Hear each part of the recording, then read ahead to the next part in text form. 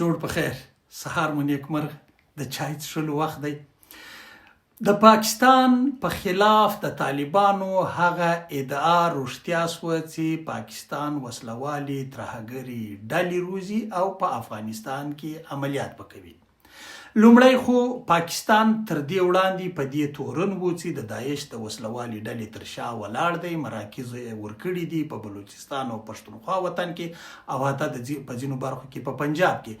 دا هغه تورونو چې په پاکستان پورې کېدل او وروسته بیا طالبانو و پاکستان ته د دې تورونو اسناد او شواهد هم ورکړل. خو دا یو اړخ د قضیې اوس چې د دې ادعا د ثابتولو لپاره یو داسې پخه دقیقه او پر ټولو شرایطو او شریعت برابر ویډیو راوتلې ده، نو دا شي د طالبانو تبر ته لاس ته ورواچوه او د پاکستان پوځ خپلې پښې په ترخځ ووهلې. تاسو په خبر یاستئ چې د لښکر طیبه یو مشر شیخ محمد یعقوب په یو تازه ویډیویي پیغام کې د پاکستان د پوځ ملاتړ کړی دی او طالبانو ته ګواښ کړی دی او هغه ویلي دي چې که چیرې د افغانستان اوسنی حکومت د پاکستان غوښتنو ته غاړه کښېنږدي نو دوی به ګواکې د طالبانو خلاف ګام واخلي. اول خو دې خبرې ته به وروسته راسو چې دوی ګام اخلي څه کوي او څه کولی شي. لومړی به دې ته راسو چې لښکر طیبه څه ده. د لښکر طیبه تنظیم چې مشر یې حفیظ سعید دی، په 1980 کال کې بنسټ د پاکستان د پوځ او استخباراتو له لوري ایښودل شوی دی. دا تنظیم اکثره عملیات په کشمیر کې کوي، د پاکستان تر ولکې لاندې کشمیر او د هند تر ولکې لاندې کشمیر. دوی په بیلابیلو تورونو او په بیلابیلو بریدونو او په بیلابیلو چاودنو او ترهګریزو عملیاتو باندې مشهور دي. نو د دې ډلې باندې د پاکستان له لوري بندیز لګول شوی دی او دا بندیز یې لا اوس هم روان دی.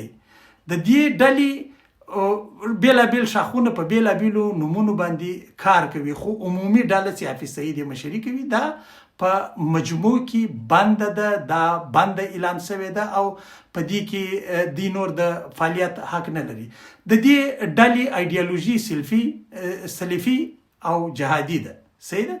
د دې ډلې مرکز لاهور دی او د پنجاب څخه سرچینه اخلي او تر ټولو لوی خونړی برید دې ډلې په 2008 کال کې په ممبئی کې وکاوه. د ممبئی په برید کې شاوخوا 160 کسان ووژل شول او سلګونه نور ټپیان شول یا لسګونه نور ټپیان شول. د دې برید وروسته پر دې ډله باندې چې کله هند شواهد وړاندې کړل، بندیز ولګول شو. ملګرو ملتونو دا ترهګره ډله اعلان کړه، امریکا ترهګره ډله اعلان کړه، بریتانیا ترهګره ډله اعلان کړه او ان تر دې چې پاکستان په خپل هم ترهګره ډله اعلان کړه. اوس د دې ترهګرې ډلې یو مشر راولاړېږي چې خورا مشهوره سړی دی، راولاړېږي د پاکستان د پوځ ملاتړ کوي او د ملاتړ هغه ټولې ادعاوې ثابتوي چې ګواکې پاکستانی پوځ د ترهګرو خلاف دریږي او په افغانستان کې عملیات وکوي.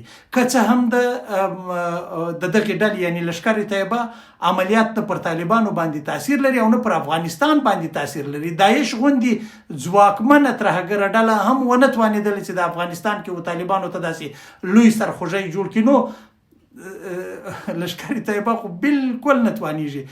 زه به دا ووایم چې ما تېره شپه د یو طالب چارواکي سره خبرې کولې، مال داسې خبر دی هغه اوس د دوی له خوا څخه د ګر سره پازل نه وي، را دي سي وبه ګورو چې څه کېږي. نو اوس دغه ډول کړنې چې دي نه یوازې دا چې د پاکستان پوځ د پاکستان پوځ خو په دې کړنو باندې تورن دی، د پاکستان پوځیانو بیا ویلي دي، د پاکستان په کتابونو کې راغلي، د پاکستان جرنالستانو ویلي دي، د پاکستان د استخباراتو مشرانو ویلي دي چې دوی د وسلوالو ترهګرو ډلو تر شا په تیر کې درېدلي دي. دا چې اوس دوی درېږي، دوی یوه هڅه کوي، دوی په دغسې وخت کې اوس جهادي ډلې یا ترهګرې ډلې رامخته کوي چې اصلا د جهاد فتوا پر افغانستان باندې تاثیر نه لري. د افغانستان نور د دې جګړې څخه وتلی دی. افغانستان اوس نور هغه افغانستان نه دی چې پاکستان کم فکر ورته کاوه. افغانستان اوس په یو مذهبي هیواد اوښتی دی او د مذهب یا د دین پر چوکاټ باندې چلیږي یا په شرعي نظام چلیږي. دا چې پر دا نظام باندې په کور دننه یا د باندې هیوادونو لخوا څخه نیوکې موجودې دي یا څوک مني یا نه مني دا بل بحث دی. خو هیڅ یوه وسلواله ترهګره ډله نشي کولی چې دا نظام په دین وننګوي. په دین یې ځکه نشي ننګولی چې اوس د فتوا مرکز کابل دی. اوس فتوا کابل ورکوي، عمل به اسلام آباد پکوي.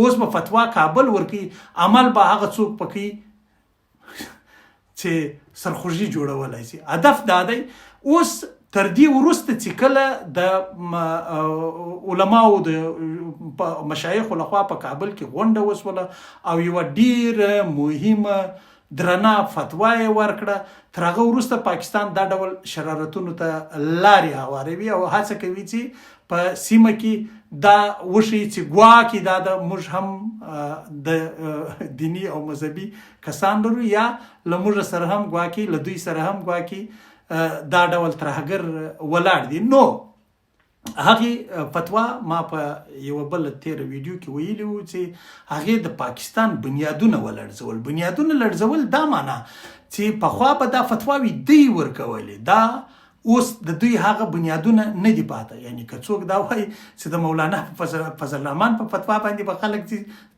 د سرونو نظرانه به ورکوي، هیڅ امکان نه لري. یا به د مولانا اشرفي په فتوا باندې خلک د سر نظرانه ورکوي، دا هیڅ امکان نه لري. خو د طالبانو د مشرتابه په وینا باندې د سرونو نظرانو ته ډیر خلک تیار دي. اوس تر دې ورهاخوا زه تر دې بس ځکه پښه اړوم چې د لښکر طیبه په افغانستان کې نه څه کولی شي او نه یې څه په وس پوره دي.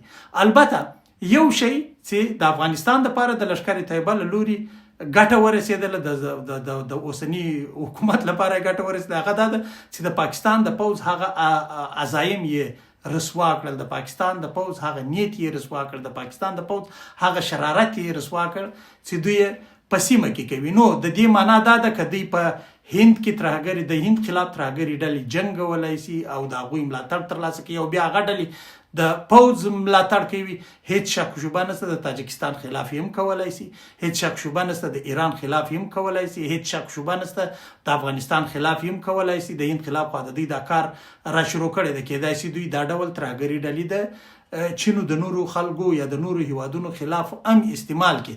نو په کار دا ده چې دا خبره عامه سي، دا خبره تر ډیرو خلکو ورسیږي چې د پاکستان پوځ رسما د ترهګرو ډلو ملاتړ کوي او ترهګرې ډلې رسما د پاکستان د پوځ ملاتړ کوي. چې مثال یې د لښکر طیبه د مشر محمد یعقوب شیخ وروستۍ ویډیو ده. نو دا یو دا اړخ دی. او بل له دې سره هممهاله په ایران کې، په بلوچستان کې، په فهراج زه فکر کوم سیمه کې پر یوه پوسته باندې برید سوی دی. هلته 4 پولیس ایرانی پولیس وژل سوي دي او دا کیدای شي دا کار هم دغه ډول یوې ډلې کړی واوسېږي، ځکه پاکستان دا کوشش کوي چې بیا نړۍ ته دا وروښيي چې له موږ سره داسې ډلې موجودې دي. که د چا په کار وي هغه د مولانا شیراني صاحب خبره ده چې په پاکستان کې ډیر شان ډیر عام پیدا کیږي، پر چوکونو باندې پیدا کیږي، خبریال هم په کرایه پیدا کیږي، پوځي هم وایي په کرایه پکې پیدا کیږي، وایي سیاستوال هم په کرایه کې پیدا کیږي. تاسو به د شیراني صاحب ویډیو اوریدلی وي.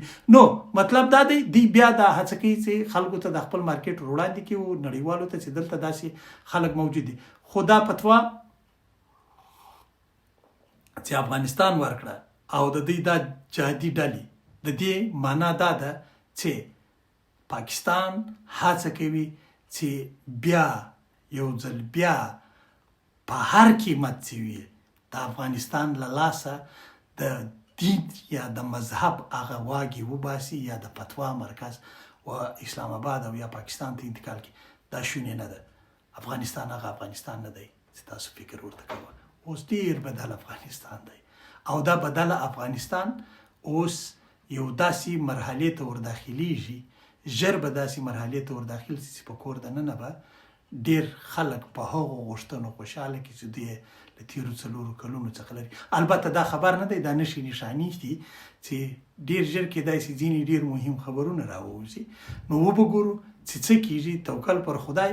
خو د ګاونډي دپاره یا د شریرو ګاونډیانو دپاره دغسې د سر درد افغانستان خدای تعالی دې همیشه لري، خدای تعالی دې همیشه آباد لري، خدای تعالی دې همیشه افغانستان داسې افغانستان لري چې دښمن ته سترګې په سترګو کې ور اچولی شي، د خپلو خلکو عزت پت او هر څه غرور یې ساتلی شي. ډېر خلک اوس په دې باور دي چې د پاکستاني په وړاندې که څه هم پاکستاني په ډېره بې شرمي هلته له کډوالو سره ناروا چلند کوي، خو د پاکستاني په وړاندې موجوده حالات کې د افغانستان د اوسني حکومت د دریځ ملاتړ کوي او ملاتړ یې روان دی او ته کېدای شي تر ډېره وخته پورې وکړي. ژوند خدای مو شاد آباد او بریالي لري. میرویس افغان پر لوی الله سپاري او د تر بلې لنډې ویډیو آباد اوسئ.